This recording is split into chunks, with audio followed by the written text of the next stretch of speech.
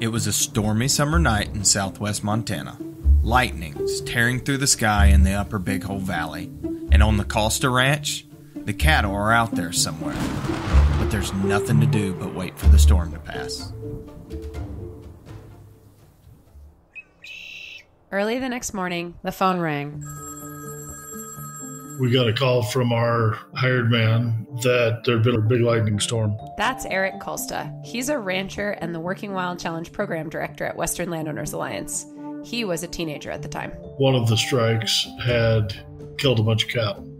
So Erik, his dad, and some ranch partners drove up to the area, saddled up their horses, and went to check things out. We went out over this little knob out through the field, and the horses were acting up, dancing around, just giving us a hard time.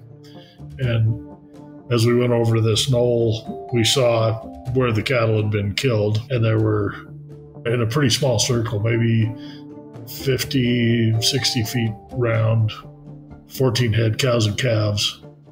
Erik explains that losing cattle to lightning was not uncommon, but they had never lost this many in one storm. Cows like to bunch up and stay together, and the ground was wet. Whatever caused the lightning to hit there, it may have just hit one cow, but once that electricity ran through her and electrified the ground, there was no escaping it for the rest. But as they surveyed the scene from a distance, something strange caught Erik's eye. One of them didn't look right as we came over the hill. The color was wrong. It was a little too small. And as we kind of sat up there looking at it, it sat up looking at us. And the moment it sat up, we knew that's a grizzly. But what was so funny about this bear is it was almost an after Thanksgiving look. He was so full. He was had this lethargic look about him. He didn't care if we were there. He wasn't going to give up his spot. He never showed any indication of charging us or being aggressive. He just looked like he was stuffed and wanted a nap. That was Erik's first grizzly encounter in the Big Hole Valley, back in 1982. Long before biologists officially confirmed a grizzly bear sighting in 2016 in the area.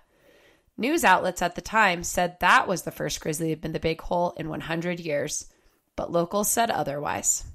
Honestly, I get a little frustrated when in the past biologists have disregarded observational history from ranchers. It's like there's been grizzlies in the Big Hole since the 80s for sure, but then it's somehow not legitimized if you're not with the government.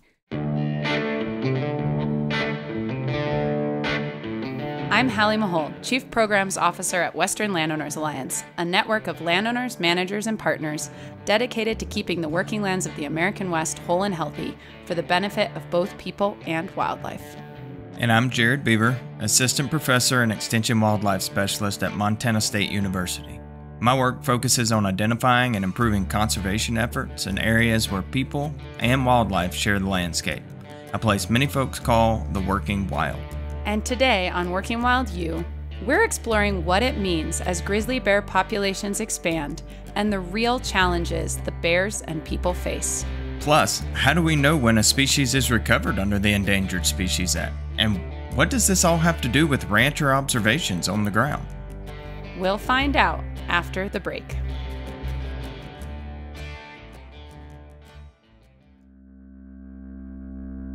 Working Wild U is a proud part of Natural Resources University, a podcast network delivering science-based information for your natural resource management. Other current network series include Timber University, Fish University, Deer University, Fire University, and Habitat University.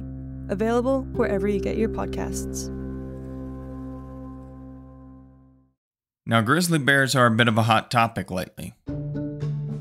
In part due to renewed pressure from Idaho, Montana, and Wyoming to delist them under the Endangered Species Act, arguing that the two largest populations, those near the Northern Continental Divide ecosystem near Glacier and the Greater Yellowstone ecosystem, have surpassed federal recovery goals.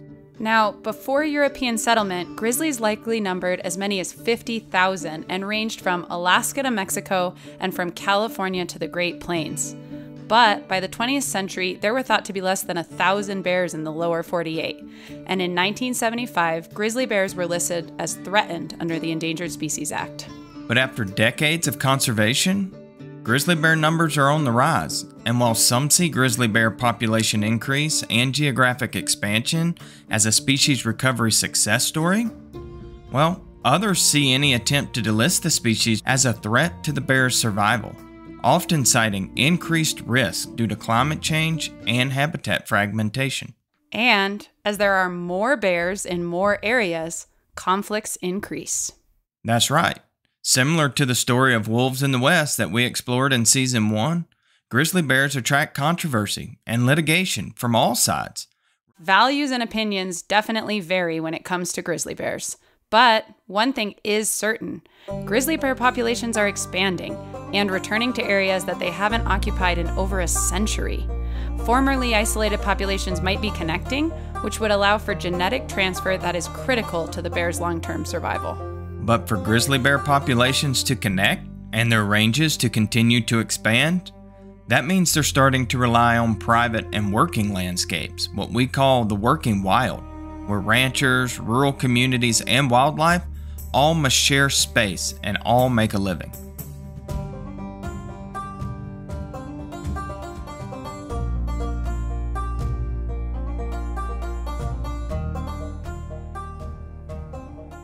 Now, while there's increasing awareness in the conservation community about the importance of connected landscapes for wildlife to move around and the critical role that private lands play in supporting wildlife, I think there's less awareness around the fact that grizzly bears need connected habitat too. This is especially true when you look at the greater Yellowstone ecosystem.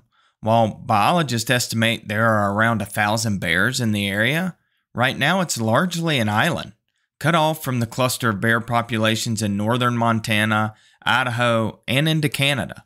And connecting these distinct grizzly bear populations is critical to recovering the species, according to Hillary Cooley, grizzly bear recovery coordinator for the U.S. Fish and Wildlife Service. Connectivity is important for a few reasons, and connectivity means you have gene flow from one area to another. You have bears walking from one ecosystem or one recovery zone to another, staying there and breeding. That's one definition, the genetic connectivity. You can have demographic connectivity where maybe you don't have breeding, but you have animals moving back and forth a little bit. Hillary mentioned two important points here. We'll dig into connectivity later with Erik and Jami on the Kalsta Ranch, but first, let's unpack recovery zones.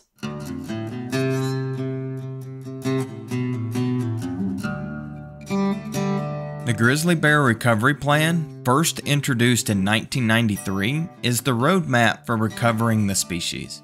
The plan defines 6 recovery zones, which are areas of mostly public land that span the northern Rockies, Washington, Idaho, Montana, and Wyoming. So while the species is thriving in Alaska and Canada, in this episode, we're focusing on grizzly bears in the lower 48, where they are listed as threatened under the ESA. And the idea behind the recovery zones is that a given population can be delisted as a distinct population segment once it meets the recovery criteria defined in the recovery plan. And the rest of the grizzly bear populations in the lower 48 would still remain federally protected. Well, at least that's the idea in the plan anyway. In reality, when it comes to grizzly bears, similar to wolves, the process of delisting is not straightforward, even if the defined recovery criteria have been met. I'm Ken McDonald, and I'm the chief of the wildlife division here at Fish, Wildlife, and Parks. So I oversee all of the wildlife management programs and the wildlife habitat programs. We reached out to Ken at Montana Fish, Wildlife, and Parks to get his take on the delisting, relisting journey of the greater Yellowstone population over the past 20 years. What the Fish and Wildlife Service has said is if one of those recovery zones meets their recovery criteria, you could delist that recovery zone. That's actually happened twice with the greater Yellowstone in 2007 and then 2017. That population was designated as a distinct population segment and delisted. But unfortunately, the federal courts overturned those delisting rules. And so right now, everything is still listed as threatened. As we mentioned earlier, the delisting of grizzly bears is a controversial topic. This largely stems from the fact that when a species is determined to be recovered and subsequently delisted, management authority is transferred from the federal U.S. Fish and Wildlife Agency to the state wildlife agencies. And people feel differently about how much they trust state versus federal agencies to manage wildlife. Working Wild U producer Zach Altman asked Ken what would change in Montana if a population of grizzly bears was delisted and moved under state management. Some environmental groups question whether state management would sustain a stable grizzly population. What impact would state management have on the grizzly population if it were to move under state management? My personal feeling is I don't think you would notice a significant difference because we have a lot of backstops in place to help assure those critics and assure the court systems that, we're not going to delist them today and wipe them out tomorrow.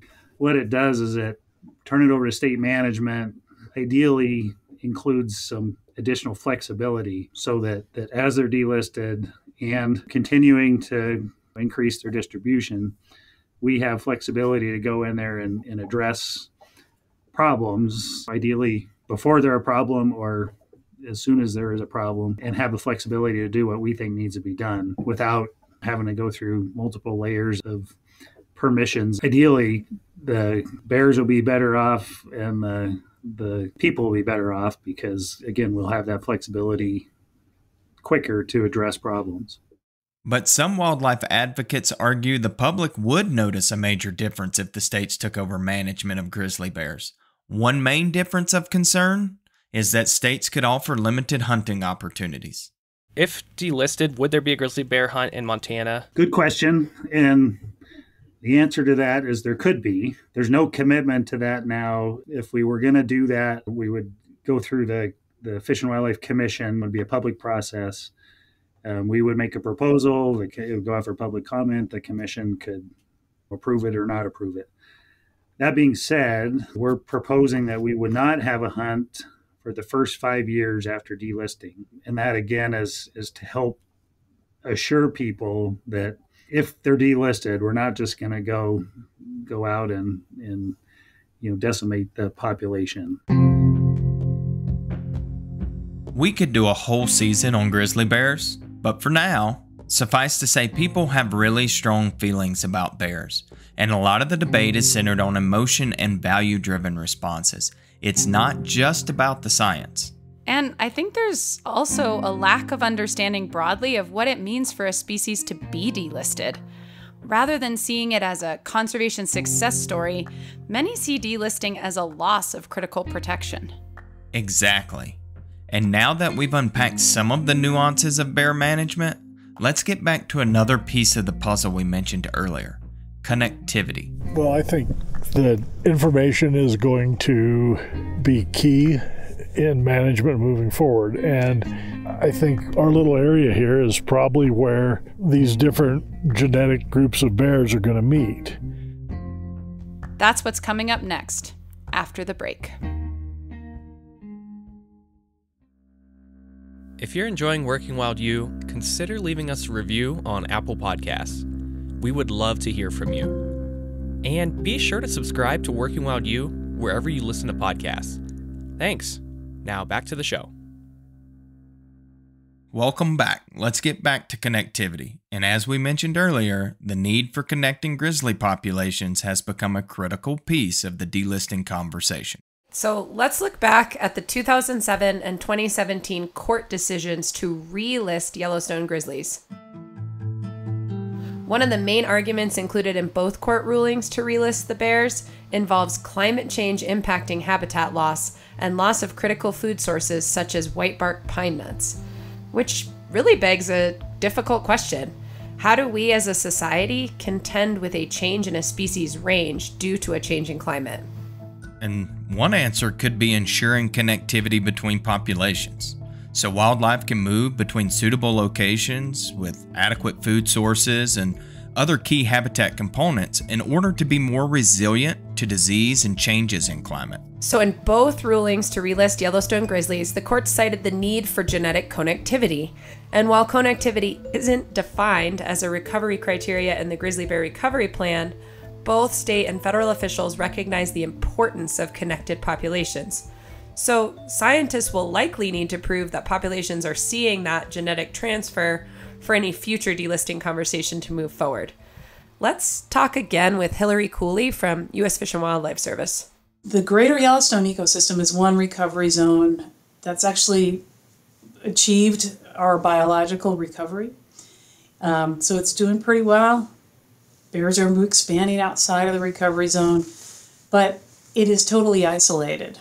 And if any wildlife species or wildlife population is isolated for too long, you can have some deleterious genetic effects. You get inbreeding, and there's a lot of problems and consequences from that.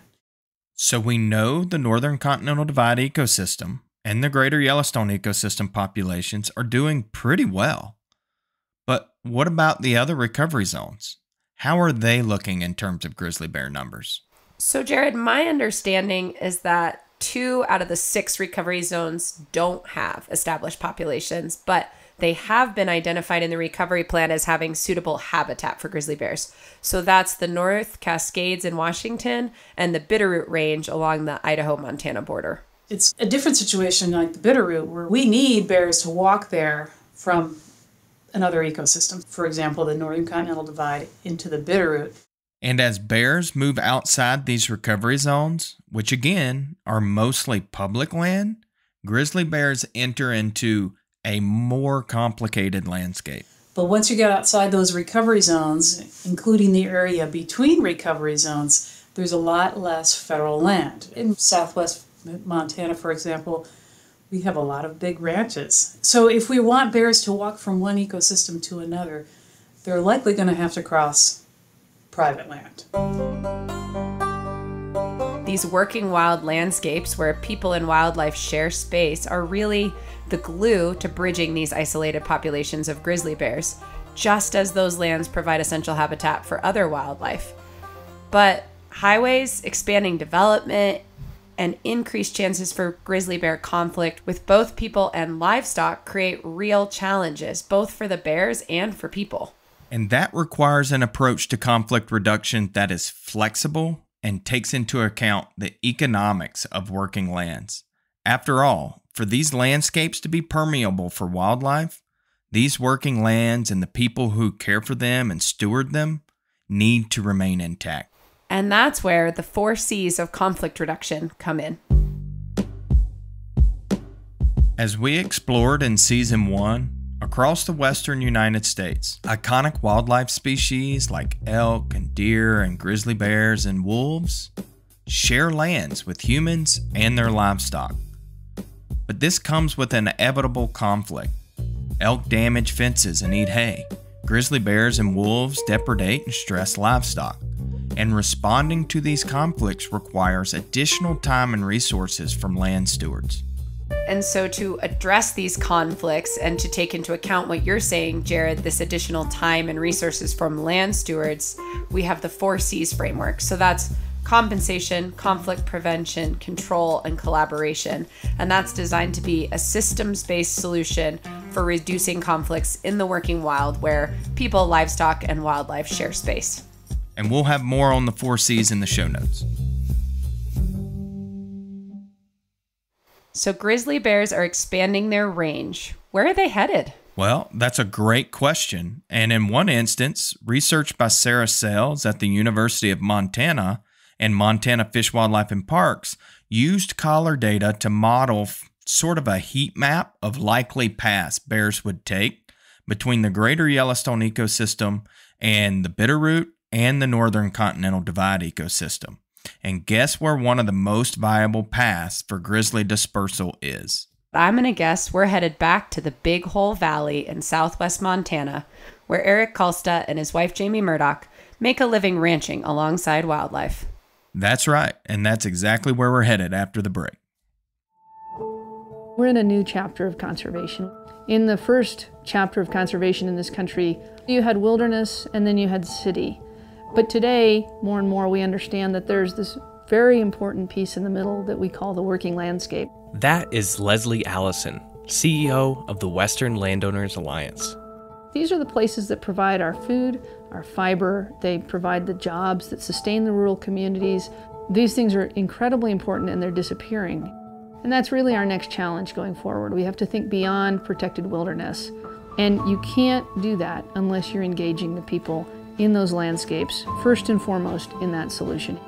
Led by the people on the ground, Western Landowners Alliance advances policies and practices that sustain working lands, connected landscapes, and native species.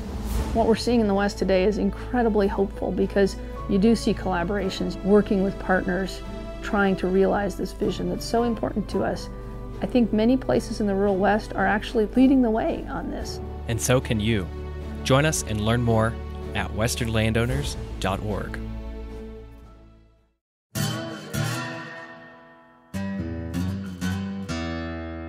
Our producer, Zach Altman, visited with Jami Murdoch and Erik Kalsta in the Big Hole, where they've been monitoring wildlife to reduce conflicts and manage their operation. They've also been working with Montana Fish, Wildlife, and Parks and other partners to understand what grizzly bears are up to in the area and using DNA to identify their source populations. Erik Kalsta. I am a rancher most of my life. Erik's also the Working Wild Challenge Program Director for Western Landowners Alliance. What does that job entail? The job covers a lot. It covers everything from pollinators to grizzly bears and everything in between. So there's a lot of learning, a lot of policy level work, and a lot of work bridging the gaps between the urban public and the rural public and those who have to manage or at least live with this wildlife. I'm Jami Murdoch. I'm a rancher near Glen, Montana on the Big Hole River. We are here today in the Upper Big Hole. So a little context regarding the Kalsta Ranch. Erik explains that the upper portion of their operation is actually a grazing association, which is a cooperative of producers who own shares of the entity, which can be comprised of private and public lands. This ownership structure allows for both equity and decision-making. And right now, Jami and Erik lease their shares to other partners and ranch on their home place. And we're headed off across this pasture to go check a game cam that we've set out to monitor wildlife. And we also have a DNA snare near the camera, so we're hoping to get some hair on that. See what it is. See if we can tell if it's a grizzly or a black bear, or maybe it's just going to be elk. I don't know. Cool. Are you up for an adventure to go see, Zach? Yeah, let's go check it out.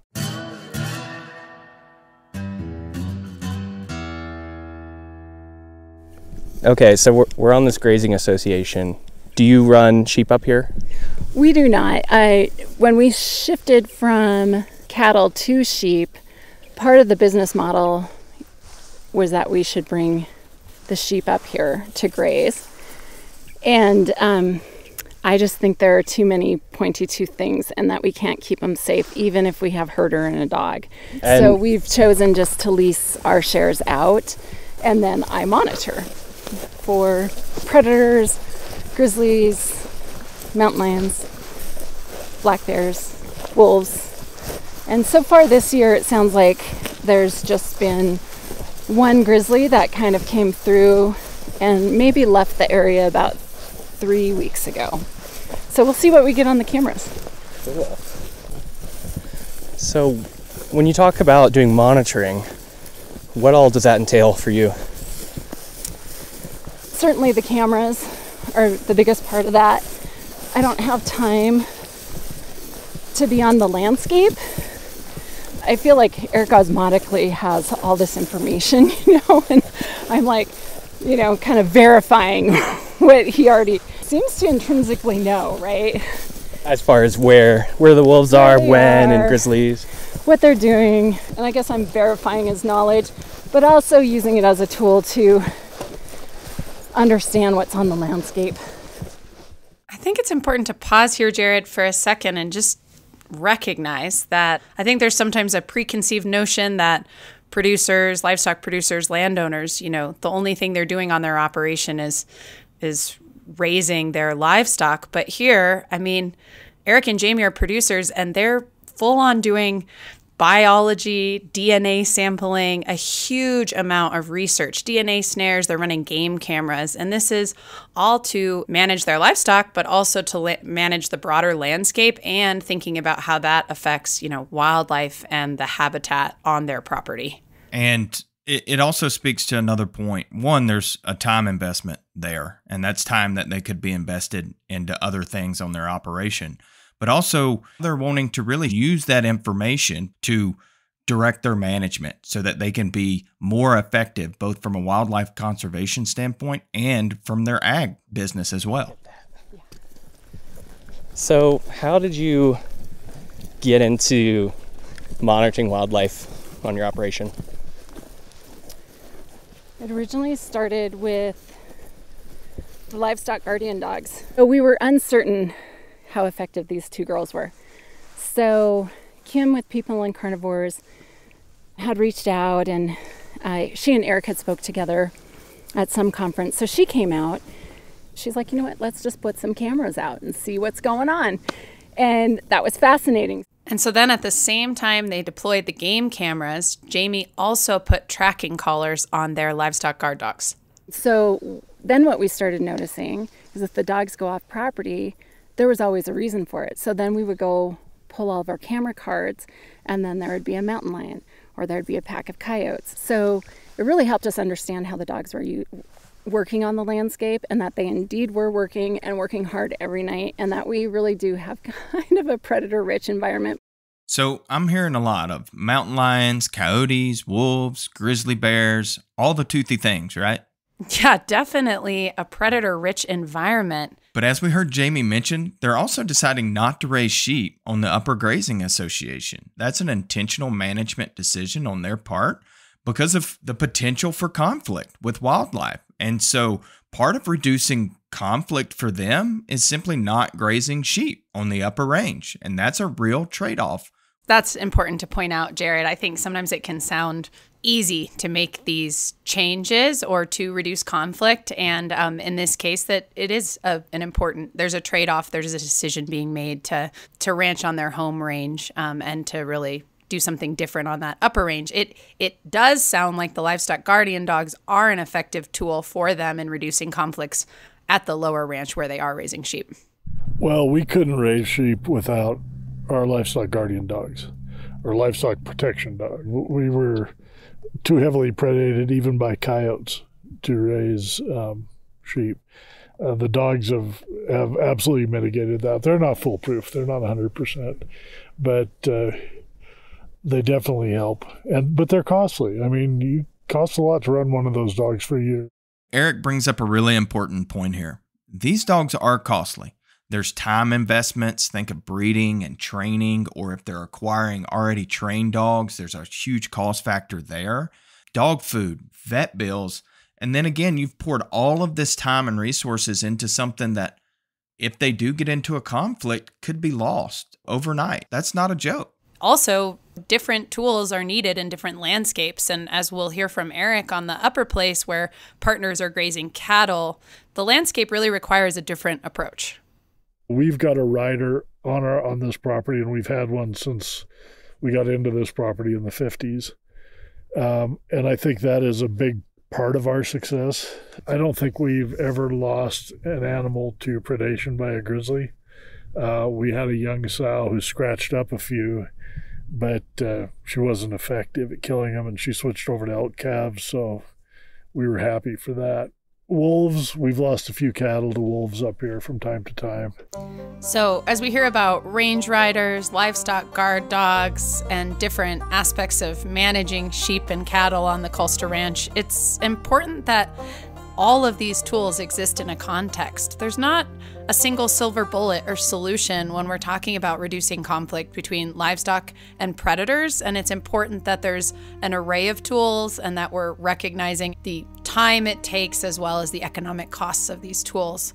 And Erik and Jami, they really believe they're still in the early days of ranching with grizzly bears and learning how to share that landscape.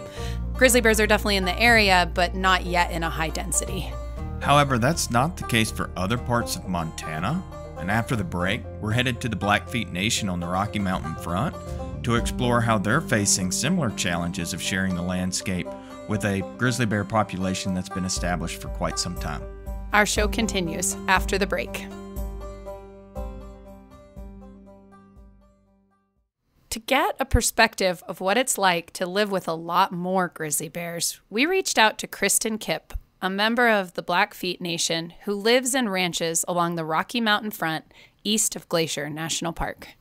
Oki Nistuni Doniko Itswainaki. My name is Kristen Kipp. I live in northwestern Montana along the Rocky Mountain front. I'm a cattle rancher, mom to 3. I also work in agriculture. I work for Piikani Lodge Health Institute, and I serve on the Native American Ag Fund Board and the Women in Ranching Board. So I live on the Blackfeet Nation. We are 1.5 million acres right adjacent to Glacier National Park. So we have a short growing season, super high winds, extreme climate, and a lot of wilderness also, really rural area. Kristen clearly wears a lot of hats. And it's also important to note that she has also served on the Governor's Grizzly Bear Advisory Council. And she says she's really become an advocate for fellow producers within her community. My kids are the reason that I got involved. Advocacy because we were lacking a lot of resources to deal with our thriving grizzly bear population. To better understand the situation with the grizzly bears in their community, Kristen told us about a study that she worked on with the Blackfeet Nation stock growers a few years ago. So the Blackfeet Nation is about a 50th the size of the state of Montana. And at that time, over 5 years, the data was showing that we were leading the state, not only leading the state in cattle depredations by grizzlies, but that we were roughly a third, I think it was 30%, were occurring on the Blackfeet Nation. So that's more than anywhere else in the state. And our bread and butter here is cattle ranching. With agriculture being the #1 industry on the Blackfeet Nation, now that's a problem. And this really illustrates the impacts living with bears can have if necessary tools and resources aren't in place or communicated. From branding until shipping time, roughly May to October, there's a 3% loss from depredations. And then we had some producers that were on the mountain front and that were losing 15%.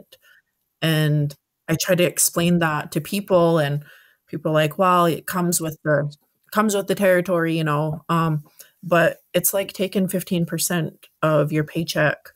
It is a serious thing. And working class families often have at least 1 or 2 people working an outside job off the farm or ranch. And so we're probably working class, but I like to say that we're working class poor. And we're trying to take care of the land like best as we can, and provide for our families. Kristen really paints the picture here, I think, of what it's like to be ranching and living in this landscape and trying to share this landscape with grizzly bears. And I think she makes an important point here around there's kind of this idea that it just comes with the territory and it's just part of living in this space. But the reality is that with the intent of recovering grizzly bears, we're seeing an expansion and increase in those populations, and that comes with conflict, and that has real economic impacts on communities. Yeah, that's a really good point. And this isn't an isolated problem, like just for her. This is for her entire community. And there's solutions to be found together as a community. There's really dedicated people that are committed, including myself, committed to solving these problems, to working to find solutions.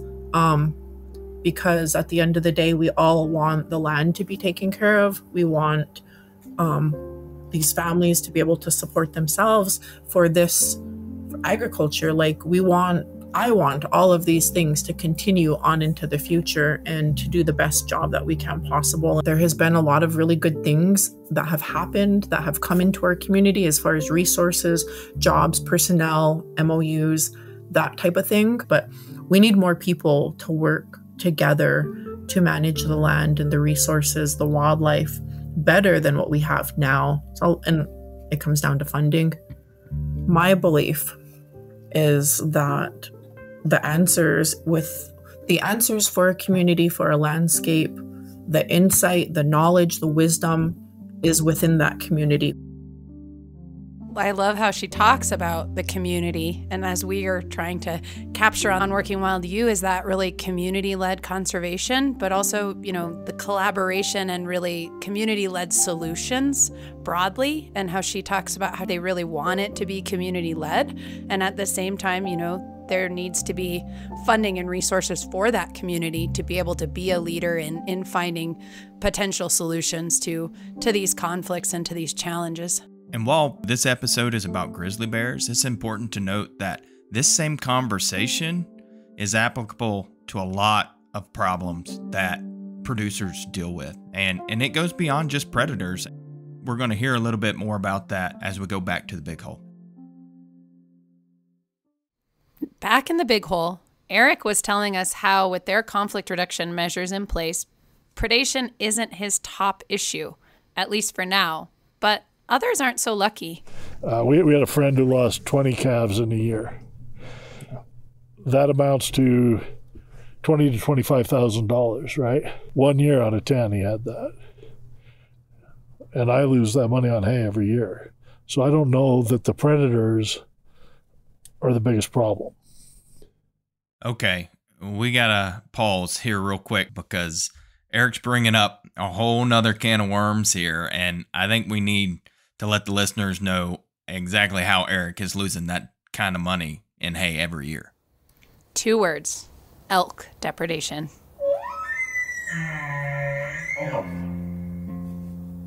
Like, what does elk depredation mean? Yeah. In our case, crop loss. In some people's case, it's pasture loss. But we will have elk come down into our fields usually around the 1st of August, and we will lose our entire second crop year after year for 15 years now. And when it started, that was 40 to 60,000 a year. And now it's 120,000 a year up, or those losses. It's Dollars per year. And this is hay that you're putting up for winter? So we have to replace that hay by buying it. And to buy it, those are the costs that we're looking at. So it is kind of brutal. And in my experience, working with producers across the West, this is an issue all too familiar. While the public and many environmental groups and NGOs focus on predators that are on working lands, in many areas, elk can be a major economic burden as well. And on Erik and Jami's multi-generational operation, the stakes are high to stay viable. What's difficult is we're trying to manage these animals every day and try to manage our livelihoods, because while this is a great lifestyle, it is ultimately a livelihood. And, whether our kids get help going to college depends a lot on our success.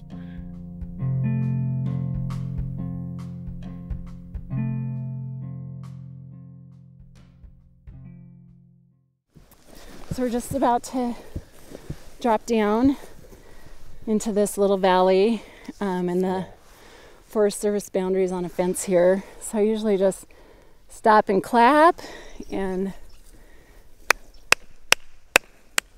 hey miss, hey bees, hey, because I don't want to surprise anyone.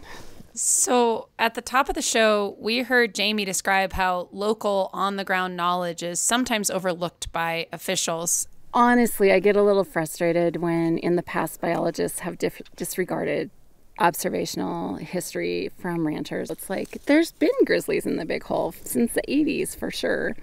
And Jami said she's glad to see that begin to change. And she's partnered with Montana FWP biologists to help interpret the data she's collecting, including getting all the DNA tested.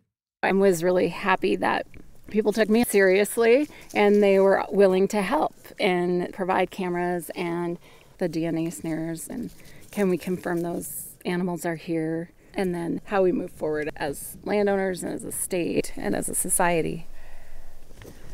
We're gonna go up here, and the DNA post is up here.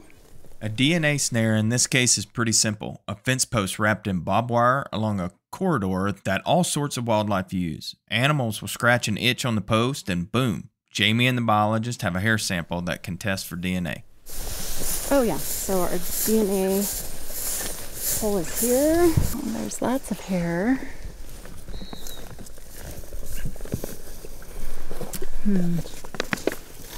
So you got a little envelope. You're gonna put some hair in there? Yep. And these posts actually had already been investigated by bears, so there's a couple of bite marks on these posts, so we already know they're interesting to bears. 2 years ago, the grizzly had traveled through this area, so that's why the placement along this fence. My camera is by this really cool tree with a cow skull on it, so it's really easy to find. Oh, there we are. Yeah. Nice. And the cows always rub on it. Well, actually, it's elk. Elk, I don't know why, they seem to love to lick these things. So we've got 339 images and 100% on batteries, so that's good. Jami has an entire backpack that she carries around dedicated to monitoring. Countless memory cards, different batteries for different cameras, lens wipes, DNA collection kits, and of course, bear spray at all times easily within reach. So back at the truck, Jami pulls out her laptop to check out some of the game camera images. So let's see what we got. Well, we have some beautiful cows. Lots of cow activity. Yep. What are you seeing? Just cows. Let's go look at this one because it's at night. Cows. Cows at night. Cows at night. Well. And see, this is when they lick. They get blurry like that. And then something other than cows appears on the screen.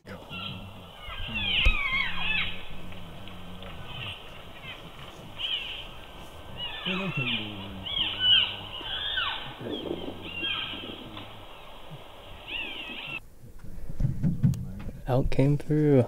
Yeah, so they calve right in that area. Oh, and now the cows. Cows are back. More cows licking the camera. They love to lick the camera. I don't know why. Where are we at? 200. Okay. Just gonna have 200 cows. Wow. 200 pictures of cows to wade through on just one camera.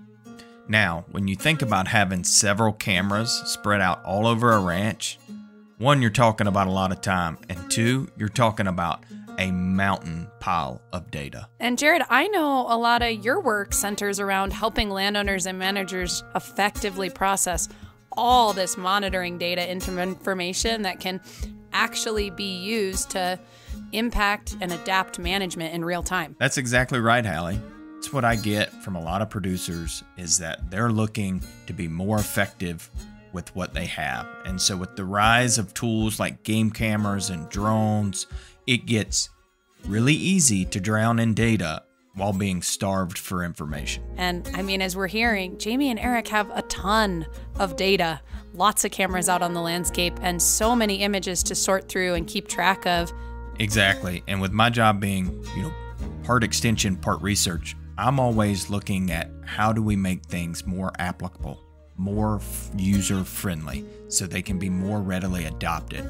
And so that's exactly what I'm doing, is I'm trying to look at these tools and then integrate them with things like machine learning algorithms that can accurately identify species so that they can start to sift through this data faster, so that it's useful and they can respond appropriately in near real time and be more successful at mitigating the conflict before a negative interaction occurs. Yeah, and by that mitigation of conflict supports the viability of ranching in this area, which in turn maintains that open space for grizzly bear populations. And maintaining that open space, grizzly populations then have a shot at connecting with each other. And, Erik told us that backing up their local knowledge with verifiable data is critical to this. Information is going to be key in management moving forward. And I think our little area here is probably where these different genetic groups of bears are going to meet. So if we develop data, if we can show that there is genetic mixing, I think we can help agencies make better decisions that will work for the agencies, for the bears, and for the landowners. A few months after Jami and Zach checked on game cameras, we got a call from Jami. So what's happened? What's going on? Yeah, exciting news was went up and checked the camera and got a grizzly. Yeah, super exciting. For me, it's exciting because it helps start the conversation from one of facts, right? Now it's documentable and confirmed. And I've had 20 years of these meetings, where the agency folks disregard what the land managers say are happening. The ranchers are saying there's been grizzlies on the landscape for 40 years or whatever. So now we get to confirm that that's the case. There are grizzlies on the landscape, and he seems to be very large and healthy. I love hearing here that, recognizing despite the challenges and the time and the energy that goes into this monitoring and the broader management of their operation with wildlife, that you can hear the excitement in, catching one of these bears on camera and the potential for that connectivity to better inform policies and management. But with that takes a lot of time and effort. They even go a step further to say that, it's not just about conflict with bears on the landscape, but there's also a need for that intact system, for that permeability on the landscape as well. And Jami and Erik really say this well.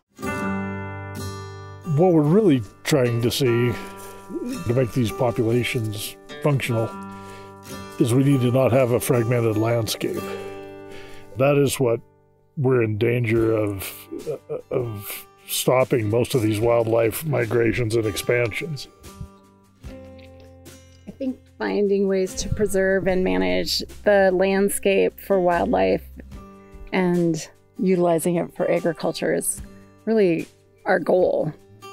Healthy landscapes are healthy for agriculture, they're healthy for the native species. It is good for the community. And again, we were talking about all the communities, healthy water, healthy plants, healthy soils, healthy trees. I mean, it's an endless list, but just finding that balance. They're like concentric circles. Start small and build up, with the human community adding to it and being the final one. But they've all got to be complementary.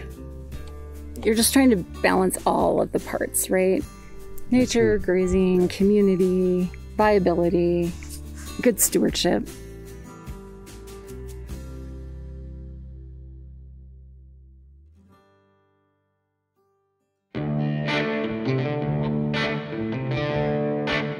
And as grizzly bears continue to disperse across much of Montana and the Northern Rockies, they aren't just crossing working farms and ranches. They have to contend with something much bigger and louder. We need highways to move places the same way wildlife need corridors to move places. And where those intersect is where we see problems. And that's next time on the Working Wild U. See you down the road. Working Wild U is a production of Montana State University Extension and Western Landowners Alliance, with support from the Arthur M. Blank Family Foundation and listeners like you. This episode was written and produced by me, Zach Altman, hosted by Jared Beaver and Hallie Mahald. Lewis Words and Jared Beaver are our executive producers. Music is from Artlist and Blue Dot Sessions. Special thanks to Kristen Kipp, Hillary Cooley, Ken McDonald, Jamie Murdoch, Erik Kalsta, and Kim Johnston. Follow Working Wild U on social media and explore the show notes and bonus content on our website, workingwild.us. And please rate and review the show on Apple Podcasts and share this episode with a friend or neighbor. We'll see you next time.